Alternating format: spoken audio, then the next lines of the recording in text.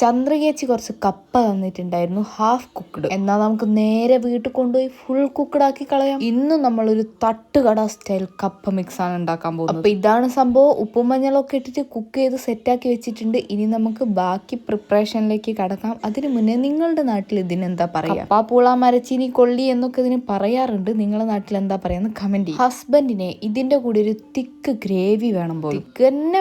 തിക്ക് തന്നെ വേണമെന്നൊക്കെ പറഞ്ഞ് പഠിപ്പിക്കുന്നുണ്ട്. പറയുന്നത് കേട്ടാക്കരുത്, വലിയ കുക്കാന്ന് ഒരു കുന്തോ അറിയൂല. അവന് വേണ്ട സാധനം എങ്ങനെയാന്ന് ഏകദേശം മനസ്സിലായ സ്ഥിതിക്ക് ഞാൻ തന്നെ കളത്തിലേക്ക് ഇറങ്ങാം. അപ്പോൾ നമുക്ക് കപ്പ മിക്സിലേക്കുള്ള ഗ്രേവി ആദ്യം തയ്യാറാക്കാം. അതാണ് ഈ തയ്യാറായി കൊണ്ടിരിക്കുന്നത്. ഇപ്പോഴത്തെ തട്ടുകടയിലൊന്നും പണ്ടത്തെ ആ ഒരു മിക്സിന്റെ ടേസ്റ്റ് കിട്ടുന്നില്ല എന്നാണ് പലരും പറയുന്നത്. നിങ്ങൾക്കും അങ്ങനെ തോന്നിയോ? ഗ്രേവി ഏകദേശം ആയ സ്ഥിതിക്ക് ഇനി നമുക്ക് കപ്പയെ ഇടിച്ച് പരത്തി സെറ്റാക്കി എടുക്കാം. അതിന്റെ ഇടയ്ക്ക് തിക്ക് ഗ്രേവി വേണേന്ന് പറഞ്ഞ ആളുണ്ടല്ലോ, 2 ഗ്ലാസ് വെള്ളം എടുത്ത് അതിലൊഴിച്ച് ഭാഗ്യത്തിന് കൺസിസ്റ്റൻസി റെഡി ആയതുകൊണ്ട് കൊള്ളാം. അല്ലെങ്കിൽ ഞാൻ നേരത്തെ കപ്പ അടിച്ച് പരത്തിയ ആ ഒരു കോല് കൊണ്ട് അവനെ അടിച്ച് പരത്തിയേനെ. ഇനി അടുത്ത പരിപാടി എന്താന്ന് വെച്ചിട്ടുണ്ടെങ്കിൽ നടുവിൽ നമ്മളിങ്ങനെ റോട്ടയിട്ട് കൊടുക്കണം. എന്തിന്? കപ്പ മിക്സ് അല്ലേ, മുട്ടയാണ് നമ്മൾ മിക്സിന് എടുക്കുന്നത്. അതുകൊണ്ടാണ് നടുവിലേക്ക് നമുക്ക് മുട്ട പൊട്ടിച്ചൊഴിക്കാം. ഇളക്കാനുള്ള സ്ഥലം പോരായിട്ട് ഓട്ടേനെ ഞാൻ വയലിന്റെ വരമ്പ് പോലെ ആക്കി വെച്ചു. ഇനി നീട്ടി ഇളക്കി അങ്ങോട്ട് മിക്സ് ആക്കി കൊടുക്കുക. തട്ടുകട സ്റ്റൈലാക്കി കൊടുത്തിട്ടില്ലെങ്കിൽ നീതിൻ ജ്യൂസ് എൻ്റെ തലമണ്ടി അടിച്ചു പൊട്ടിക്കും. എനിക്കാണെങ്കിൽ ഇങ്ങനത്തെ സാധനം ഒന്നും ഉണ്ടാക്കിയിട്ട് പരിചയം പോലും ഇല്ല.